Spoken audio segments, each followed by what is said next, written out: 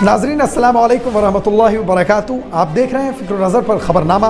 आइए दिन भर की तमाम बड़ी खबरों पर नज़र डालते हैं। गुज़िश्ता रोज़ एक प्रेस कॉन्फ्रेंस में आम आदमी पार्टी के रहनुमा संजय सिंह ने कहा कि बीजेपी पूरे मुल्क में अराकीन असम्बली की खरीदो फरोख्त के जरिए जमहूरियत को ख़त्म करने का काम करके सीरियल किलर बन गई है।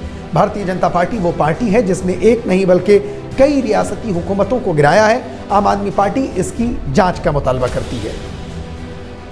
भारतीय नजाद अमरीकी डॉक्टर ने वज़ीर आज़म नरेंद्र मोदी, आंध्र प्रदेश के वज़ीर आला वाईएस जगन मोहन रेड्डी और भारत के मारूफ ताजिर गौतम अडानी के खिलाफ बदउनवानी, पेगासस, स्पाईवेयर के इस्तेमाल और दीगर मसाइल पर मुकदमा दायर किया है। कोलंबिया की ज़िली अदालत ने इस मामले में तीनों शख्सियात समेत कई दूसरे अफराद को भी समन जारी किया है। न्यूयॉर्क से ताल्लुक़ रखने वाले भारतीय नजाद अमरीकी अटॉर्नी रवि बत्रा ने इसे एक मुर्दा ट्रायल करार दिया।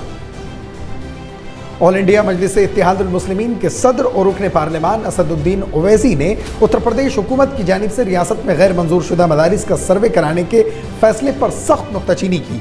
उन्होंने कहा कि हुकूमत मदारिस के असातिज़ा को तनख्वाह नहीं दे रही है तो फिर प्राइवेट मदारिस का सर्वे क्यों किया जा रहा है। ओवैसी ने योगी हुकूमत के इस फैसले को मिनी NRC करार देते हुए कहा कि हुकूमत किसी तरह दीनी तालीम पर पाबंदी आयद करना चाहती है। मध्य प्रदेश के दारुल हुकूमत भोपाल में दारुल क़ज़ा के जरिए उलमा इकराम और मुफ्तियान ने रियासत के सभी मुसलमान नौजवान से मुल्क की खिदमत के लिए फ़ौज में निकाली गई अग्निवीर मनसूबा भर्ती में बढ़ चढ़ कर हिस्सा लेने की अपील की है।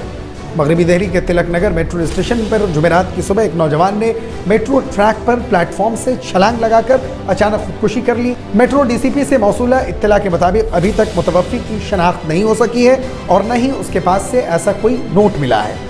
पाकिस्तान में तबाकुल सैलाब से मरने वालों की तादाद 1162 हो गई है, जबकि 3500 से ज़ायद अफराद ज़ख्मी भी हुए हैं। हुकूमत पाकिस्तान का कहना है कि सैलाब से 3 करोड़ 30 लाख अफराद मुतासिर हुए हैं, जबकि हज़ारों मकानात और जानवरों को भी नुकसान पहुँचा है। पुर्तगाल के सबसे बड़े सांता मारिया अस्पताल में भारतीय हामिला सयाह की मौत हो गई थी, जिसके बाद पुर्तगाल की वज़ीर सेहत ने इस्तीफ़ा दे दिया। पुर्तगाल में हालिया महीनों में ऐसे ही वाक़यात पेश आए हैं जिनमें 2 शीरखार बच्चों की मौत भी शामिल है, जिनकी माओं को देर से अस्पताल में दाखिल कराया गया और इलाज में कोताही बरती गई। पाकिस्तान के वज़ीर आज़म शहबाज शरीफ ने बुध के रोज़ एक ट्वीट में सैलाब से इंसानी और मादी नुकसान पर इजहार ताज़ियत के लिए वज़ीर आज़म नरेंद्र मोदी का शुक्रिया अदा किया। चंद रोज़ कबल वज़ीर आज़म नरेंद्र मोदी ने पड़ोसी मुल्क पाकिस्तान में सैलाब से होने वाली तबाही पर गम का इजहार करते हुए सैलाब मुतासरीन से अपनी दिली ताज़ियत का इजहार किया था। दुबई इंटरनेशनल क्रिकेट स्टेडियम पर खेले जाने वाले एशिया कप 2022 के चौथे मैच में भारत ने हांगकांग को 40 रन से शिकस्त देकर सुपर 4 के लिए क्वालिफाई कर लिया है। भारत ने एशिया कप के अपने पहले मैच में पाकिस्तान को शिकस्त दी थी।